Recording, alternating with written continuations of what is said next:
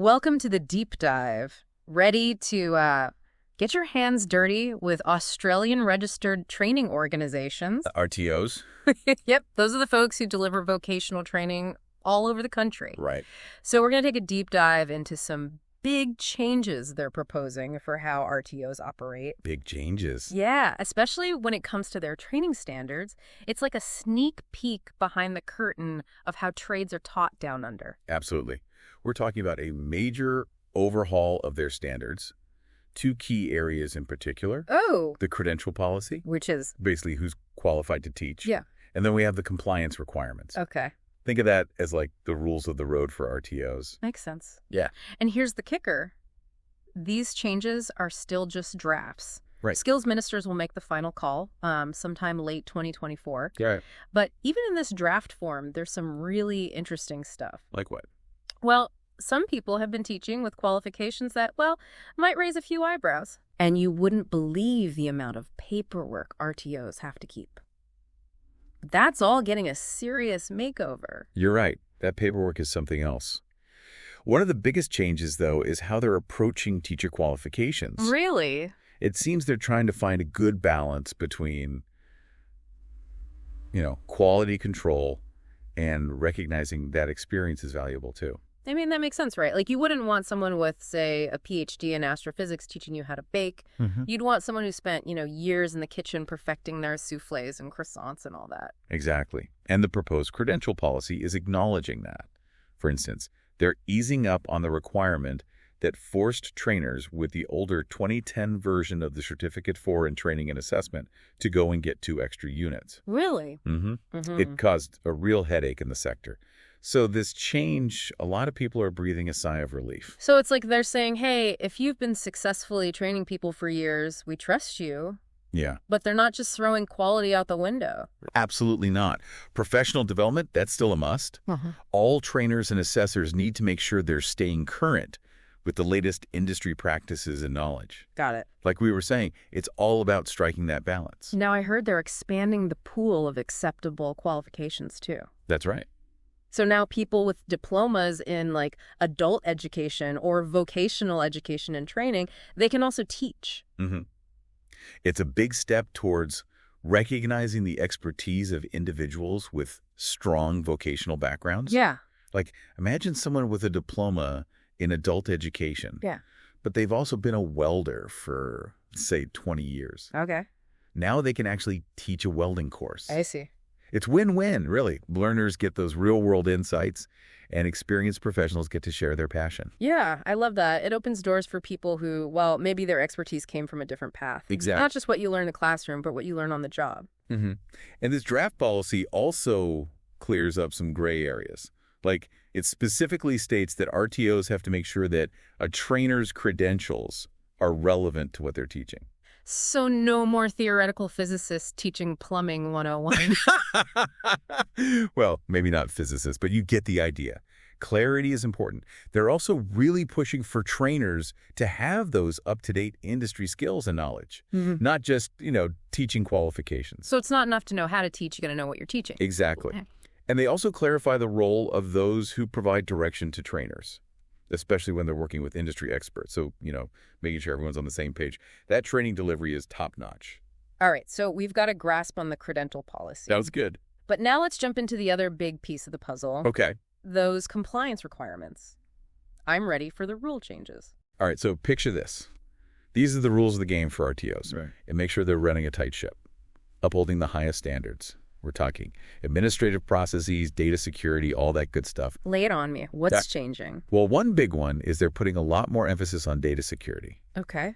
The draft, it takes the existing standards and expands them. Right. Basically, every bit of learner information has to be kept secure. Makes sense. This is a critical update, especially these days with data breaches happening all the time. Yeah, protecting learners' personal info, that should be priority number one for any organization. What other changes are there? Well, they're formalizing the requirement for RTOs to keep student assessments for at least 2 years after a course ends. This is to make sure the evidence is there if they need it for audits or reviews. Makes sense. So transparency and accountability. So no more just tossing those tests out once the grades are in. Nope. But here's something interesting. While they're cracking down on assessment retention, they're actually shortening the retention period for other documents. Really? Less paperwork. You got it. Completed training documentation for qualifications awarded after January 1st, 2015. They only need to keep those for 7 years. 7 years? Wow, I bet they were drowning in files before. 30 years was the old rule. So yeah, it's a relief. This change brings the VET sector more in line with other industries, at least in terms of document retention. So finding that sweet spot, right? Yeah. Accountability, but also less burden. Exactly. So less paperwork. Always a good thing. What other changes are coming down the pipeline for RTOs? Well, they're giving RTOs some more breathing room when it comes to transitioning learners to those updated training products. Okay. Instead of sticking to a strict timeline, they just have to transition learners in a timely manner. So a little more flexibility there. But what about brand new students? Like, can they still enroll in the older training products? Well, that's where things get a little tricky. While there's that flexibility for current students, they're keeping that 1-year time frame for closing off new enrollments in those superseded products. Okay, so encouraging everyone to stay up to date, but not throwing anyone under the bus. Right. So what happens if, like, a training product becomes obsolete or even dangerous, because of new industry standards? Well, the Jobs and Skills Councils, those JSCs we talked about, they still have the power to recommend adjustments to the timelines. Right. So if there are any safety concerns or licensing changes, they might recommend a specific end date for a training product, even for learners already enrolled. That's good. So it's not just set it and forget it.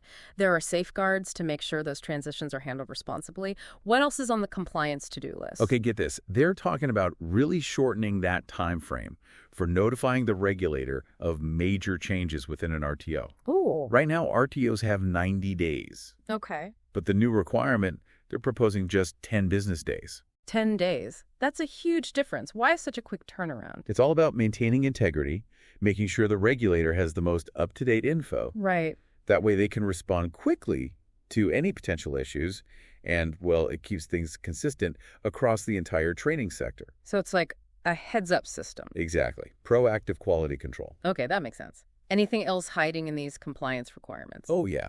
They've gone and given a much more detailed definition of what exactly a third-party arrangement is. Third-party arrangement. This covers what needs to be in those written agreements, which is great. It'll help keep things clear and consistent when RTOs are, collaborating or partnering with other folks. Transparency, especially when it comes to education. Gotta love it. What else? Let's see. Oh, they're also streamlining those prepaid fee protection requirements. Okay. Trying to make them easier to understand for both RTOs and learners. That's always a good thing. Those complex regulations, well, simplifying them can only help everyone, right? Right. And last but not least, they're sprucing up the guidelines for using that nationally recognized training logo. Oh, right, the logo. Just keeping things consistent and easy to understand. So if I'm getting this right, these compliance requirements are all about making things run smoother, right? Streamlining those processes, making sure everything's on the up and up, and keeping that information flowing. Got it. So basically, they're setting up RTOs for success, but they're also looking out for the learners. It's about building a system that's both strong and efficient. Everyone benefits in the end. Okay, so we've talked about the credential policy, making sure the folks actually doing the teaching are qualified and up to speed. And we dug into those compliance requirements, the rules RTOs have to play by, everything from data security to keeping the regulator in the loop. But there's one big idea that keeps popping up throughout this whole deep dive. Oh, what's that? Balance. Yeah. You're right. It's about walking that tightrope between quality training and, well, making sure the system doesn't get bogged down by too many rules and red tape. Take the credential policy, for example. Letting those trainers with tons of experience use that experience. Instead of needing a bunch of extra certifications, well, that's acknowledging that sometimes real-world skills, they're more important than those formal qualifications. I agree. And then on the other side, they're requiring all trainers to keep learning, to participate in professional development, so even the seasoned veterans stay current. It's like recognizing practical knowledge, but also knowing you can always learn more. And that balance between flexibility and responsibility, it's there in the compliance requirements too. Oh, yeah. Giving RTOs more wiggle room with transitioning those learners to newer training products, but still having that 1-year cutoff for new enrollments. That's a careful balance. Yeah. And letting the JSC step in if there's a safety issue or a licensing problem, well, that adds another layer of responsibility. Like a carefully choreographed dance. Everyone's moving in the right direction, but they're also staying safe and informed along the way. So what does this all mean for the future of skills development, for Australia? That is the million-dollar question, isn't it? Mm. It'll be interesting to see how these standards evolve and what kind of impact they have on the whole training landscape. So where do you think things are headed? Well, this focus on streamlining, on simplifying, I think it's a good thing. It could really take a load off RTOs. Mm. Less admin work means more time and resources for the stuff that really matters, like delivering top-notch training that actually meets the needs of learners and industries. And hopefully that means better results for the learners too. More engaging programs, training that's relevant and effective so they get the skills they need to succeed. Exactly. But it also raises some important questions about, the role of formal qualifications versus practical experience. Will this shift towards valuing different paths to expertise lead to a more diverse and inclusive training workforce? Will it encourage those folks with real-world experience to share what they know with the next generation? Those are some great questions. It's like we've reached the edge of the map. Yeah. But like you said, this is just the beginning of the conversation. Right. Putting these new standards into practice, that's going to spark a lot more discussion. There will be adjustments, probably even more changes down the road. So folks, if you want to dig deeper into all the nitty-gritty details of these proposed changes, we'll put some links to the full drafts in the episode notes. And remember, the world of vocational training, it's constantly evolving. So stay curious, stay informed. And don't be afraid to ask questions. It's like we've been peeking behind the scenes, into the inner workings of Australia's vocational training system. And what we've seen is a dedication to getting that balance right. Yeah. Rigor, but also accessibility, holding on to tradition, but still embracing those new ideas. It's definitely a process that's always moving. And I think these proposed changes, they show that they get it. The world of work, it's changing so fast. Right. The skills people need to succeed, they're constantly changing too. And the training sector, well, they've got to keep up. Now that we've gone through all these drafts, I'm wondering what stood out to you. Anything that surprised you or got you thinking? One thing that really struck me was that decision to shorten how long RTOs have to keep all those documents. Oh, yeah. It's like they're saying, okay, we're moving away from all that bureaucracy. Let's streamline things. It shows that maybe those decades-old files, they're not so important anymore. Not in today's world. It's like saying, let's focus on the future, preparing those learners, not drowning in paperwork. And that idea of simplifying things, making things clear, it's all over those compliance requirements, isn't it? Absolutely. They're streamlining processes, clarifying what things mean, making sure communication is clear, all good steps towards a system that's more efficient and effective. So it sounds like the future for Australian RTOs is all about flexibility, being able to respond quickly, and putting the learner first. And hopefully that means a training landscape that's more diverse and vibrant. Yeah. One that values experience, but also welcomes new ways of doing things. Well, we've come to the end of our deep dive into those proposed changes for Australian RTOs. We talked about who can teach, what rules RTOs have to follow, and it's clear they're trying to find that balance, making sure training is top-notch, but also creating a system that's easy to navigate and gets things done. It's a really exciting time to be part of vocational education and training.